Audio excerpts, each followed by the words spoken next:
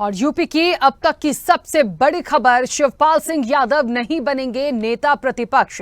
सपा किसी दलित विधायक को बना सकती है नेता प्रतिपक्ष। सुर्खियों में राम अचल राजभर और इंद्रजीत सरोज का नाम चल रहा है। चलिए, और लखनऊ में मनोज पांडे के नाम पर चिपकाई गई काली पट्टी। विधानसभा में सपा के मुख्य सचेतक नेम प्लेट पर काली पट्टी।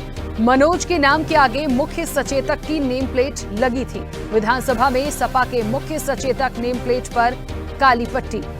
चलिए, और इस वक्त आपको बता दें कि यूपी से स्टेट हेड वंदना रावत हमारे साथ जुड़ गई हैं। वंदना जी, जिस तरीके से ये पूरा मामला सामने आया, ये तो सबसे पहले जानना पड़ेगा कि आखिरकार ये हुआ कहां से और किस वजह से किया गया। देखिए, लोकसभा चुनाव में उत्तर प्रदेश में भारतीय जनता पार्टी का प्रदर्शन बहुत अच्छा नहीं रहा था।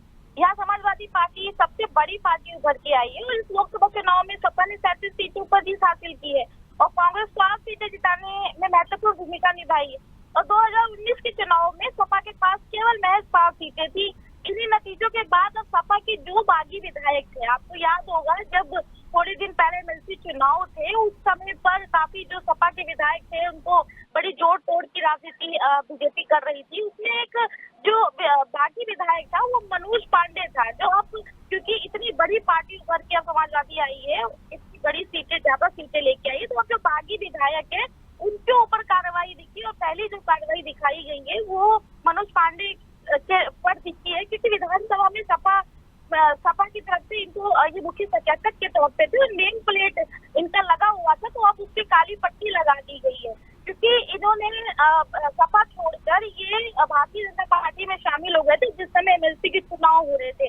तो इसको देख के इन पर बड़ी कड़ी कार्रवाई की गई है और अब इनके नाम के आगे उनको मुख्य सचेतक पद से भी हटा दिया गया। इनके नाम प्लेट में काली पट्टी लगा दी गई है और ये रायबरेली के ऊंचाहार से ये तीसरी बार विधायक चुने गए थे, वो भी सपा से चुने गए थे और इनको ये पूरी अटकली भी आ रही थी कि रायबरेली यदि भारतीय जनता पार्टी में शामिल हुए तो ये रायबरेली से इनको भारतीय जनता पार्टी टिकट दे सकती है, लेकिन ऐसा हुआ नहीं था। तो इनकी स्थिति वही हो गई, ना ये घर के रहे और ना घाट के रहे भी रही। चलिए, बहुत शुक्रिया वंदना जी पूरी बातचीत के लिए। तो निश्चित तौर पर देखिए, विधानसभा में मुख्य सचेतक के नाम पर काली पट्टी लगाई गई और सबसे बड़ी बात जिस तरीके से आ रहा है कि लोकसभा में जिस तरह से एक प्रदर्शन हुआ था भारतीय जनता पार्टी का, उसके बाद ये तमाम चीजें जो निकल कर आ रही हैं, क्योंकि ये एक बड़ा सवाल जैसा हो गया कि आखिरकार ये तमाम चीजें क्यों हुई हैं, तो मुझे लगता है ये आने वाले समय में अब एक देखने वाली बात होगी।